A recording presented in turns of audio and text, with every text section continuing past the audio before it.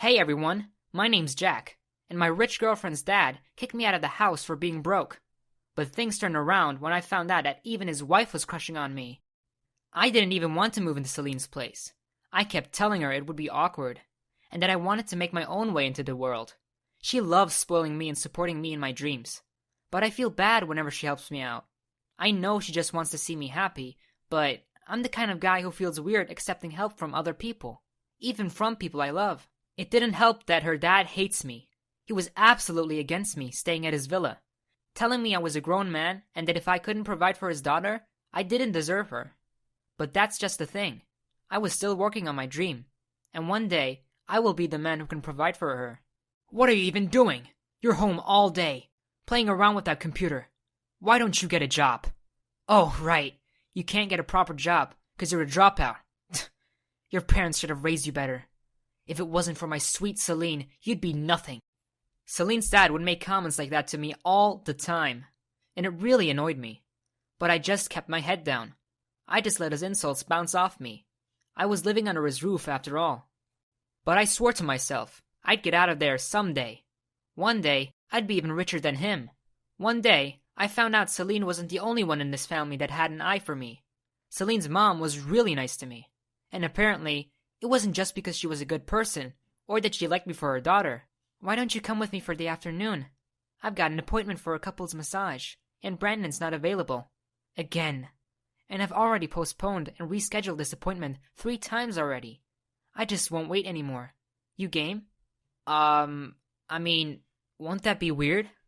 What about Celine? I'm sure she'd love a spa day. She would. Except, she's already declined. I think she's off to some girlfriend's farm today. Said they were going riding. Didn't she tell you? I scratched the back of my head. Oh, yeah, must have forgot. Yeah, sorry, just this work makes me a bit loopy. Exactly. You're on that computer working so hard every day. Why don't you take a day off and get pampered for a bit? How could I say no? Especially when she was being so nice to me about it. And I did have a sore back from poring over data and analytics all day. So I said yes. We got driven way up into the mountains. This wasn't the spa at your neighborhood mall. The spa owned half of the mountain. And it felt like I was transported to an entirely different world. Everyone was wearing long, flowing white robes, and looked like they were ethereal elves floating about. A very beautiful lady with blonde hair that reached to her ankles greeted us with a calming smile. Welcome to Eden's Rest. You're here for a couple's massage, yes? Yes, we are. Come this way. I wanted to say we weren't actually a couple, but the lady was already busy showing Celine's mom the facilities, and I was left getting redder and redder every time the receptionist would refer to us as a couple. I mean, sure, Mira looked way younger than she was, but it was still weird being mistaken for your girlfriend's mom's boyfriend. The massage beds were in the middle of the trees, in a forest that was filled with moss-covered vines, and all we could hear was birdsong and the rustling of leaves. There was the constant bubbling of a nearby stream, but we couldn't see where it was coming from. I couldn't even tell you when the treatment began and when it ended. It all felt like a blur.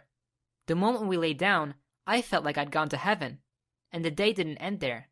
Mira liked the massage so much, she ended up getting us both more treatments. We got into mud baths, and we soaked in the hot springs. And by the end of it all, the Eden's Rest staff draped us in the softest robes I'd ever felt. We even got to keep them. But before the driver drove our limo away, something happened that I never expected in my wildest dreams. Thanks for spending today with me, Jack. I had fun. I had fun too. Thanks for inviting me. It was my pleasure. I swear. It's been too long since Brendan's taken me out to do anything. I'm just glad you're here. It's my pleasure, Mira. Mira slid closer and purred in my ear. She took my arm and pulled me close.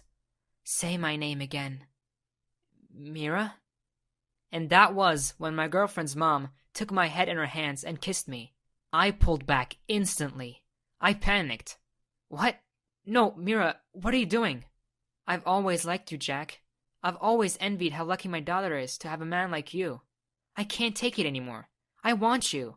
Please, Mira, I like you too, but I'm with Celine.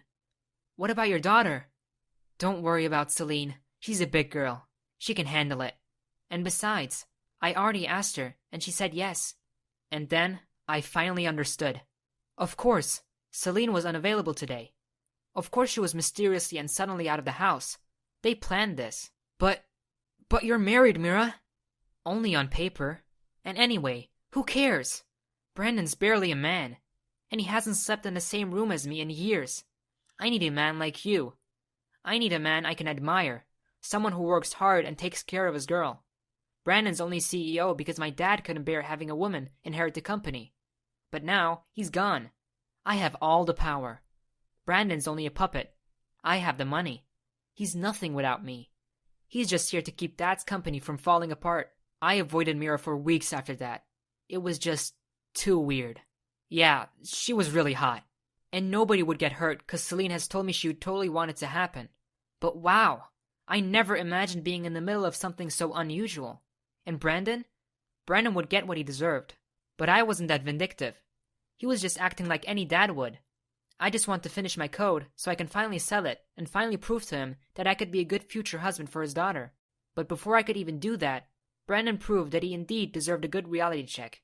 I don't know what sparked it, but he just came into mine in Celine's room one day and started throwing my stuff out the window. You stayed here long enough. You've been here a year and you're still not earning anything. How dare you even eat a single bite of the food I provide for my family? Don't you have any shame? Dad, stop! This man is useless. All he does is type on his computer all day. He is worthless and he needs to live in the streets where he belongs. He's wasting all his time being lazy and rejects a job offer in my company? He's too big to work as a messenger? Now he can go beg for change. That's enough, Brandon. You're hurting the boy. And his work is in that computer. Brandon threw my computer out the window, and it shattered to pieces. All my hard work. My nearly complete code. Gone. That's it! I'm done, Brandon. You throw tantrums like a child. I'm done. I'm leaving you. And Celine is coming with me. What? You're a man-child. Jack is more a man than you will ever be. And I'm leaving you. Keep the house. You'll need it. I'm firing you as a CEO. And you can go ahead and learn to beg in the streets. Come, Jack. Mira and Celine took both my hands, and together we left that house. Brandon begged as Mira shoved us into the limo, but Mira did not want another word from him. I'll send people to collect our stuff, and you better not touch any more of Jack's stuff. You'll hear from my lawyers. In a strange twist of events, Mira, Celine, and I started living together. And we got married. I didn't even know marrying two women was possible. They made me CEO, and I replaced Brandon. They also bought me new gear, and I got to work on my code again.